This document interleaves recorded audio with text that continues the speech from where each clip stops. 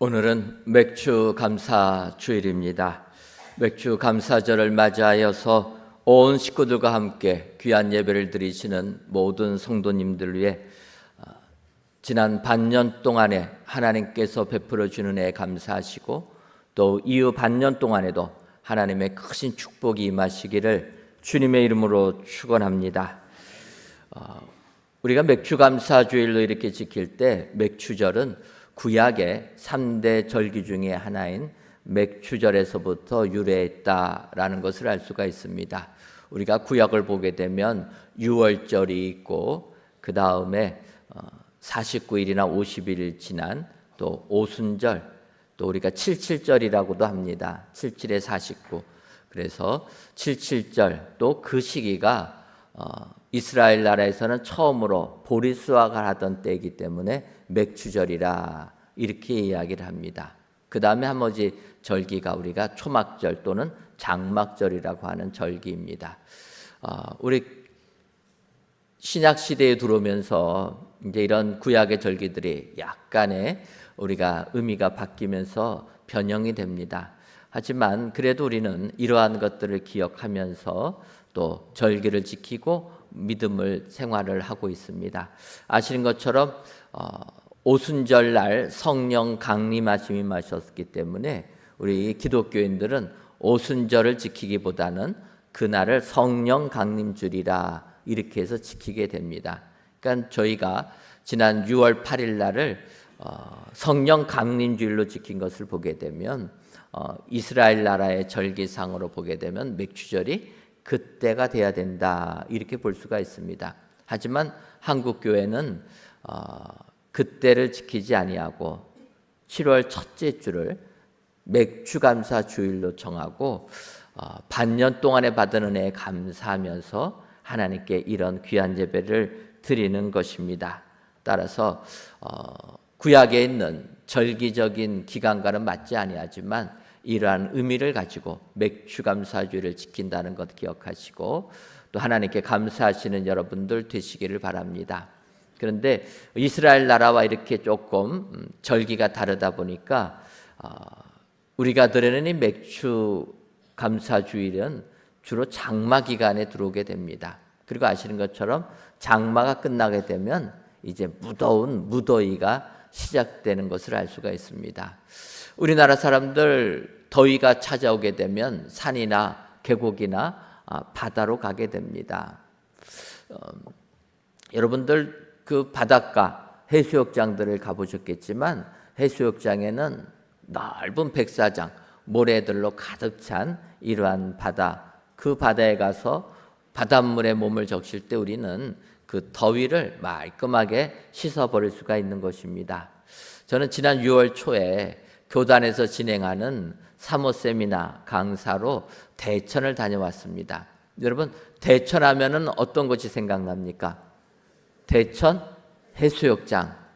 예, 우리는 이 대천하면 대천 해수욕장을 떠오르게 됩니다.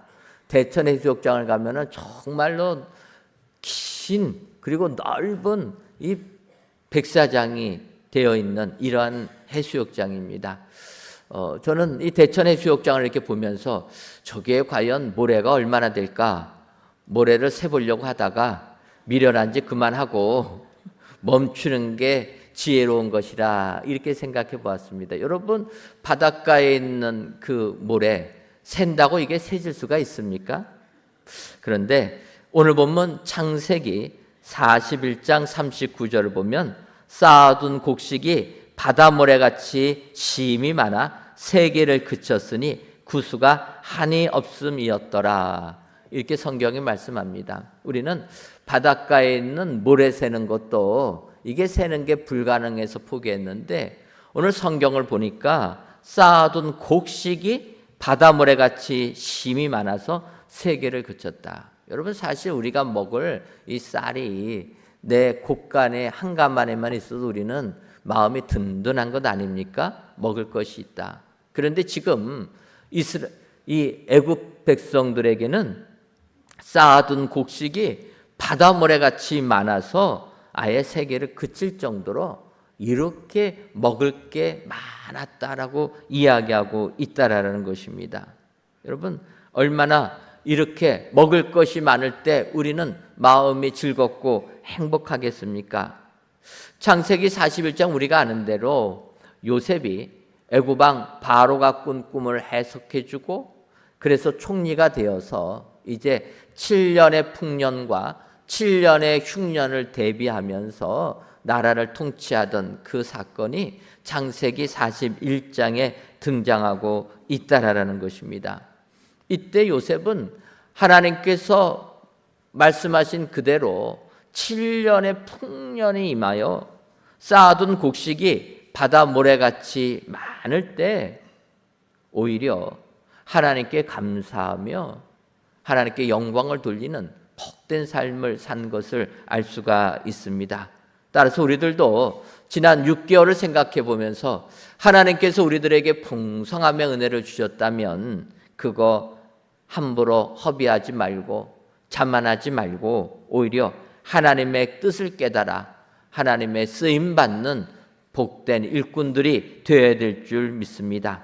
바라기는 지난 반년 동안 하나님께서 우리들에게 베풀어 주신 은혜를 기억하시고 그 은혜에 감사하시는 모든 성도님들이 되시기를 주님의 이름으로 축원합니다. 그렇다면 이같이 쌓아둔 곡식이 바다 모래같이 많을 때 우리는 어떻게 감사해야 됩니까? 먼저는 저장하며 감사해야 합니다.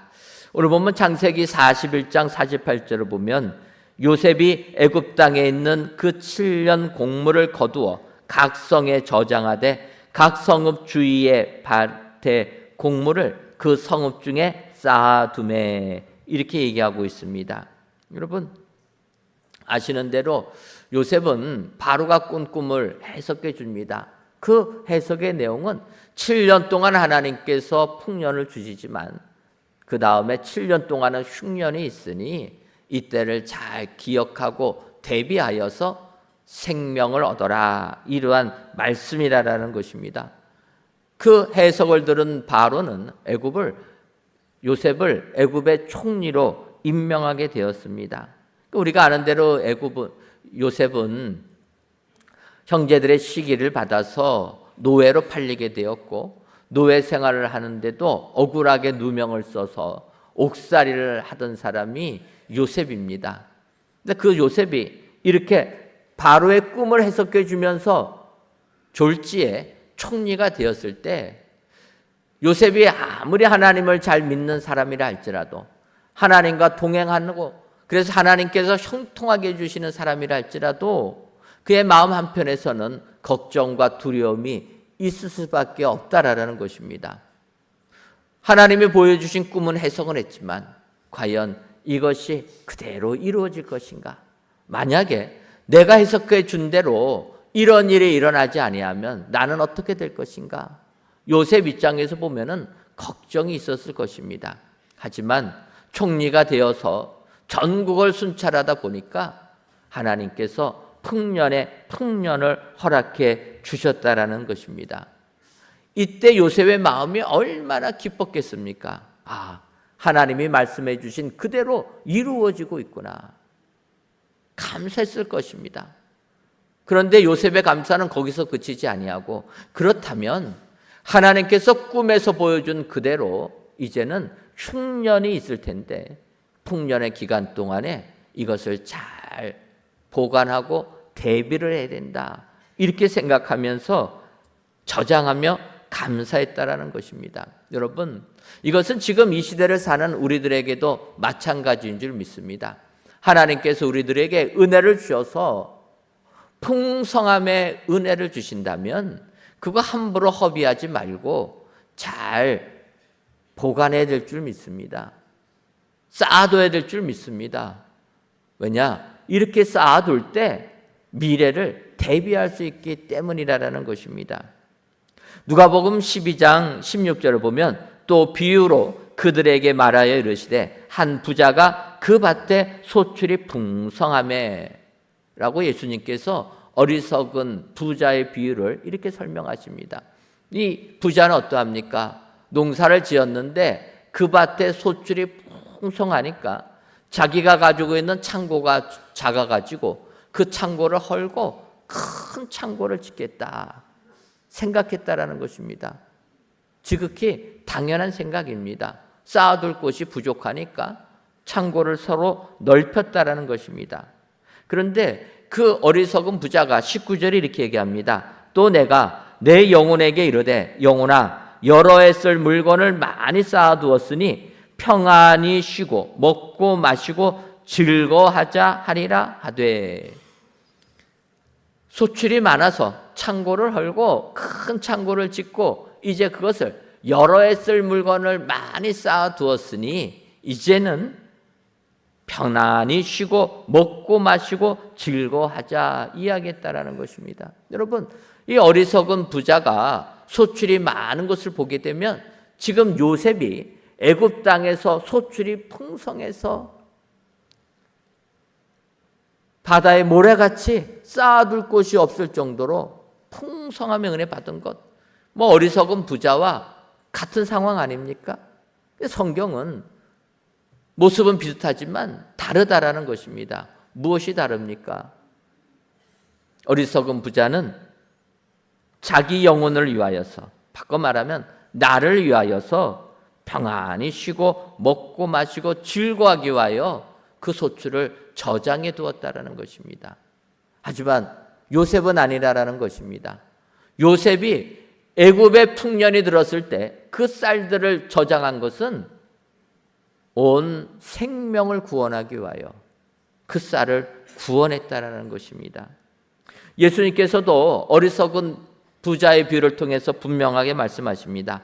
누가복음 12장 20절과 21절을 보면 하나님이 이르시되 어리석은 자여 오늘 밤에 내 영혼을 도로 찾으리니 그러면 내 준비한 것이 누구의 것이 되겠느냐 하셨으니 자기를 위하여 재물을 쌓아두고 하나님께 대하여 부여하지 못한 자가 이와 같으니라.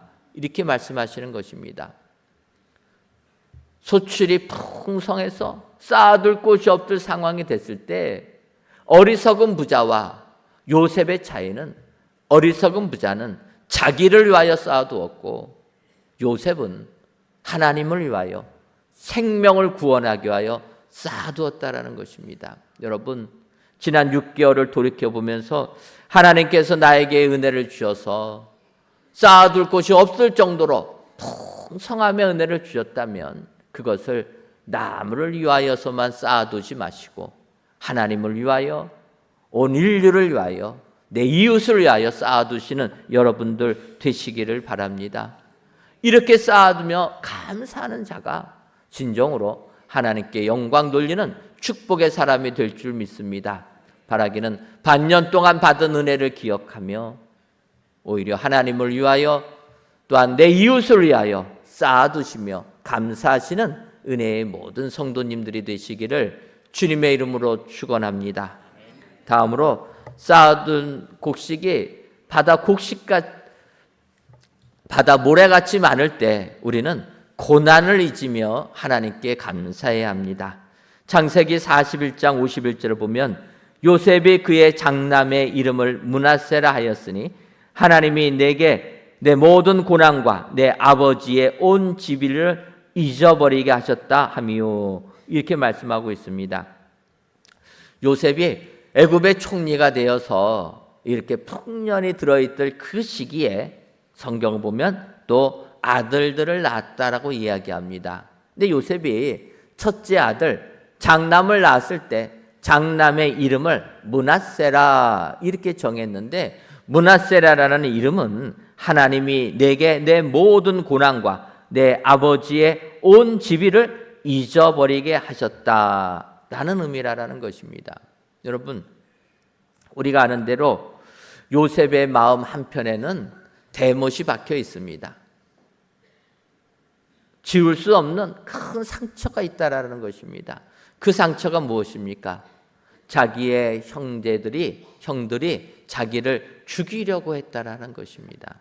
여러분, 다른 사람이 아니라 내 식구, 내 형제가 나를 죽이려고 했다라는 것, 이거는 말로 표현할 수 없는 마음의 상처를 입게 되었다라는 것입니다.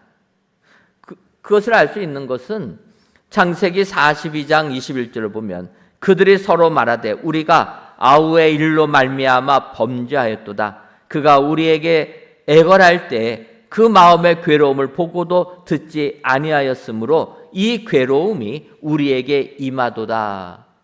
이렇게 그 요셉의 형들이 서로에게 얘기하는 내용입니다. 이 내용은 7년의 풍년이 지나고 흉년이 들다 보니까 가나안에 있는 야곱과 그의 아들들 요셉의 형제들에게도 먹을 것이 떨어진 것입니다. 그래서 그들이 먹을 것을 구하러 애굽에 왔을 때 요셉은 자기의 형들을 단번에 알아보게 됩니다. 그러면서 그들을 시험하기 위하여 먼저 그들에게 정탐꾼이라 이렇게 몰아붙입니다. 이때 졸지에 양식을 구하러 갔던 요셉의 형들이 정탐꾼으로 몰리게 되니까 이 고난이 왜 우리에게 생겼을까? 그것은 요셉의 일로 말미암은 것이다.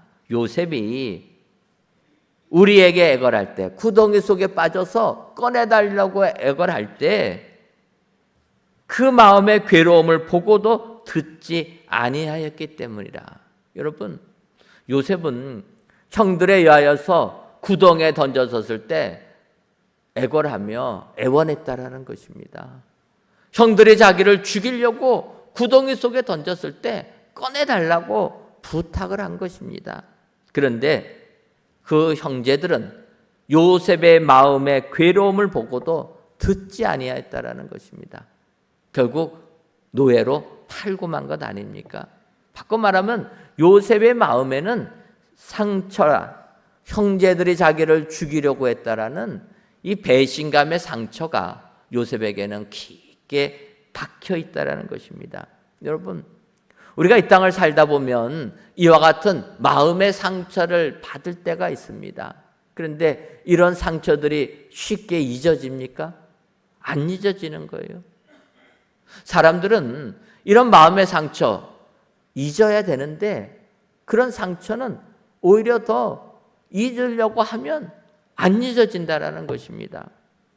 마치 압살롬이 자기 여동생 다말을 범한 암논을 죽였던 것처럼 그렇다라는 것입니다. 우리가 아는 대로 다윗의 아들 암논이 있고 둘째 압살롬이 있습니다. 근데 압살롬에게는 친여동생 다말이 있었는데 이복형 암논이 다말을 좋아하고 말았다라는 것입니다. 좋아하는 것을 끝났으면 좋았을 텐데 욕정에 사로잡혀서 그 여동생 다말을 범하고 나서는 또 쫓아내버립니다. 그래서 처량하게 다말이 그의 친오빠 압살롬의 집에 거하였다 이야기합니다. 그 모습을 보는 압살롬의 마음이 얼마나 어려웠겠습니까? 힘들었다는 것입니다. 그러면서 여동생이 얘기합니다. 다말아, 지금은 이 암논이 너의 오빠니까 기다려라, 참아라, 다른 얘기하지 마라. 오히려 동생을 위로해 줍니다. 그런데 그 압살롬의 마음에는 대못이 박힌 것입니다. 사무엘하 13장 22절을 보면 압살롬은 암논이 그의 누이 다말을 욕되게 하였으므로 그를 미워하여 암논에 대하여 잘잘못을 압살롬이 말하지 아니하니라. 너무나 큰 상처이기 때문에 말로 표현도 안 했다라는 거예요. 가슴 속에 깊이 담아만 두었습니다. 그리고 어떻게 됩니까? 만 2년이 지난 후 압살롬이 양털 깎는 그 축제 기간에 암논을 초청합니다. 초청해서 죽이고 말았다라는 것입니다. 여러분, 마음에 대못이 박혀 있으면 우리는 그 대못을 뽑아버려야 되는데 뽑기는커녕 그 상처 잊지 않고 기억한다라는 것입니다. 그리고 때가 되면 그 한을 풀려고 원수 갚으려고 한다라는 것입니다. 그런데 요셉은 장자 므낫셋을 낳게 되니까 그 이름을 하나님께서 나의 모든 고난 그리고 내 집안의 일을 잊게 하셨다라고 지었다라는 것입니다. 그건 무엇입니까?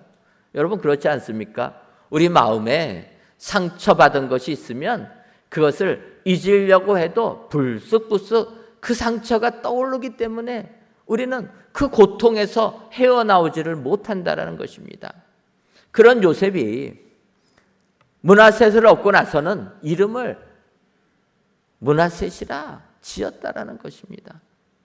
하나님께서 이제는 나의 그 모든 고난을 잊게 해주셨다. 감사하면서 지은 것입니다. 그것은 무엇입니까? 내가 형제들을 생각할 때마다 상처가 되살아나는데 내 아들 므낫셋을 보면서 하나님이 나의 고난을 잊게 해주셨구나 기억하면서 감사하는 사람이 되려고 다짐하며 그 이름을 정했다라는 것입니다. 여러분 우리도 요셉과 같은 감사의 사람이 되어야 될 줄 믿습니다. 내가 받은 상처 절대로 잊지 못하는 사람이 아니라 그 고난을 잊게 해주신 하나님을 신뢰하며 감사해야 된다라는 것입니다. 여러분 우리는 예수님을 믿는 사람이기 때문에 내 마음에 박힌 대못을 다 뽑아버릴 수 있는 능력자인 줄 믿습니다. 왜 그렇습니까? 예수님께서 십자가에 달려 손과 발에 대못이 박힘으로 우리 대신에 주님이 못 박히심으로 우리에게 박혀있는 대못을 다 뽑아주신 줄 믿습니다. 그래서 우리가 예수님 믿는다면 그 보혈의 공로를 의지한다라면 우리는 마음의 상처를 다 잊어버리고 하나님께 감사의 삶을 살아나가야 될 줄 믿습니다.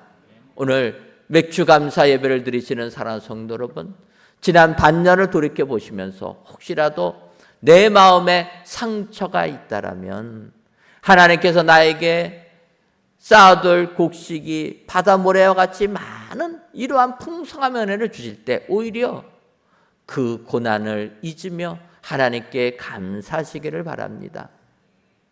감사하는 사람, 고난을 잊어버리고 감사하는 사람 위에 하늘의 은혜와 축복이 가득 넘쳐나게 될 줄 믿습니다. 오늘도 이렇게 주님께 감사하시는 은혜의 모든 성도님들이 되시기를 주님의 이름으로 축원합니다.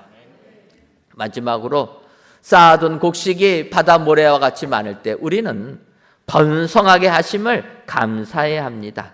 창세기 41장 51절을 보면 차남의 이름을 에브라임이라 하였으니 하나님이 나를 내가 수고한 땅에서 번성하게 하셨다 함이었더라. 이렇게 얘기합니다. 7년의 풍년의 기간 동안 요셉은 장남과 차남을 얻게 됩니다. 앞서 말씀드린 대로 장남은 나의 모든 고난을 잊게 해주셨다 이름을 지었고 차남은 에브라임이라고 지었다라는 것입니다.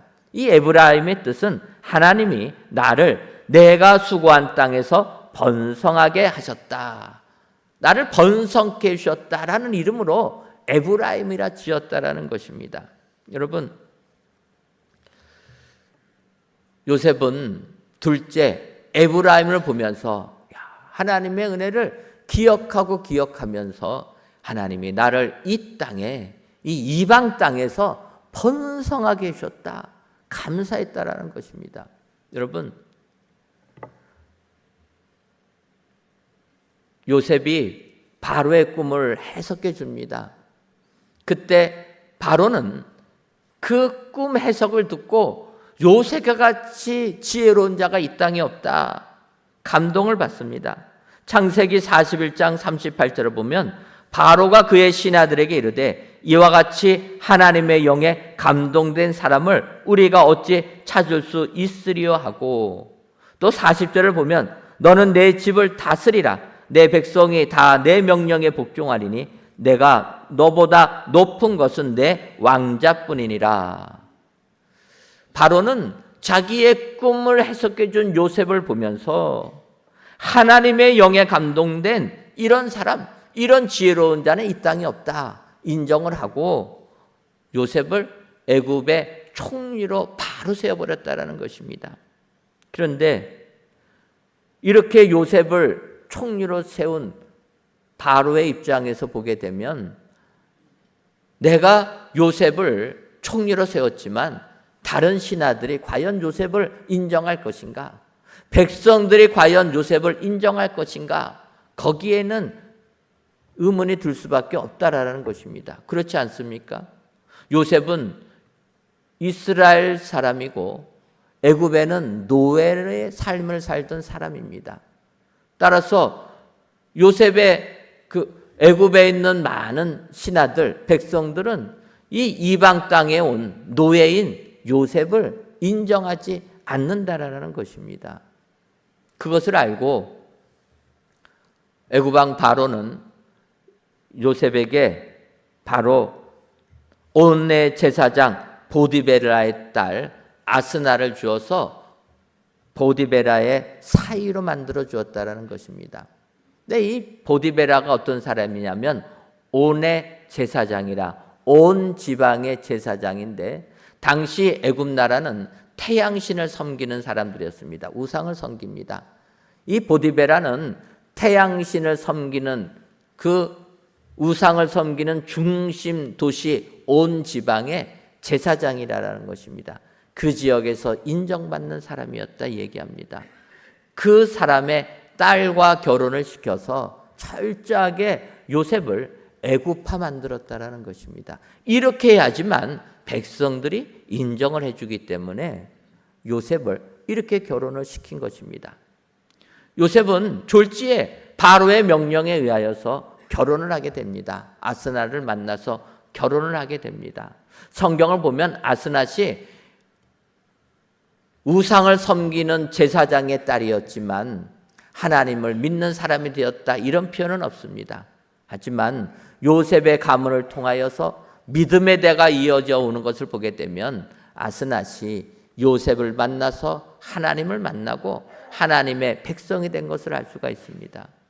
바로 이렇게 요셉이 그 땅에서 제사장 가문과 결혼하면서 인정받는 가문의 사람으로 재탄생이 되었을 때 요셉은 둘째를 낳으며 번성했음을 감사하며 이름을 에브라임이라고 지었다라는 것입니다. 여러분, 지금 이 시대에 이 요셉의 시대에 비하면 정말 수천 년이 지난 지금 이 시대에도 이방 사람이 다른 나라에 가서 자리 잡는 것은 쉽지가 않습니다. 우리가 아는 대로 이민자들이 세운 나라라 일컫는 미국이라는 나라가 있습니다. 여러분, 미국이라는 나라는 이민자들이 몰려와서 세운 나라 아닙니까? 우리나라와 달리 거기는 모든 인종들이 함께 모여 사는 나라입니다. 그럼에도 불구하고 그들의 기득권에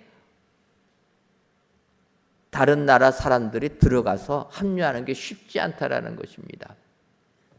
전에 제가 미국에서 섬겼던 시카고 교회에 한 집사님이 계셨습니다. 그분은 시카고의 유명한 대학교 노스웨스턴 치과대학을 나와서 시카고에서 치과병원을 개업하고 이제 의료 행위를 하던 이러한 집사님이셨습니다. 그 집사님하고 대화를 하다 보니까 자기도 공부하는 거 좋아해서 개업보다는 연구자의 삶을 살까 이런 생각도 했다라는 것입니다. 그런데 이 치과대에 한 해에 수십 명의 학생들이 오게 되면 그 중에서 한두 명 정도만 연구요원으로 선발을 한다라는 거예요. 그런데 그 치과대학의 교수들이 유태인이다 보니까 연구대원으로 뽑는 한두 명은 다 유대인을 뽑는다라는 것입니다. 자기가 그것을 알고 나는 한국 사람이기 때문에 아무리 공부를 해도 여기서 연구자는 될 수 없겠구나 생각하고 바로 공부 마치자마자 병원을 개원했다 이런 얘기를 하는 것입니다. 여러분, 지금 이 시대도 이방 사람이 다른 나라 가서 자리 잡는 것 너무나도 어렵다라는 것입니다. 하물며 수천 년 전 요셉이 애굽에서 그것도 총리가 될 수 없다면 얼마나 많은 어려움이 있었겠습니까? 그런데 하나님께서 그것을 다 아시고 요셉 아스낫과 결혼하게 하여 주시고 또 7년의 풍년 기간 동안에 두 아들을 낳게 해주셨다. 이것은 요셉은 둘째 아들 에브라임을 보면서 하나님께서 나를 이렇게 번성케 해줬구나, 이거를 감사했다라는 것입니다. 여러분, 하나님은 우리들에게 이 같은 은혜의 하나님이신 줄 믿습니다. 세상 삶이 아무리 힘들어도 하나님과 함께하는 요셉처럼 노예의 삶을 살고 억울한 누명을 쓰고 옥살이를 하여도 하나님이 함께할 때 형통했다고 하는 요셉이 삶을 살아간다면 하나님께서 분명히 우리를 번성의 축복으로 인도해 주실 줄 믿습니다. 한 해를 기억하시고 지난 반년 동안의 삶을 돌이켜보시며 혹시라도 내 삶에 힘들고 어려운 일 있어도 하나님께서는 그 모든 힘든 일 잊게 해주시는 하나님이시라 뿐만 아니라 하나님께서 우리에게 풍성함의 은혜를 주었다면 생명을 구원하기 위하여 또 그것을 낭비하지 아니하는 그러한 사람이 되어야 되고, 더 나아가 하나님께서 나를 이렇게 번성하게 해주심에 감사할 줄 아는 이런 믿음의 사람들이 되어야 될 줄 믿습니다. 오늘도 이 하나님께서 주신 은혜의 말씀을 기억하시고 쌓아둘 것이 바다 모래와 같이 많아서 쌓지를 못한 이런 풍성함의 은혜를 받았을 때 모든 것 하나님께 감사하시고 주를 위하여 충성하시는 은혜의 모든 성도님들이 되시기를 주님의 이름으로 축원합니다.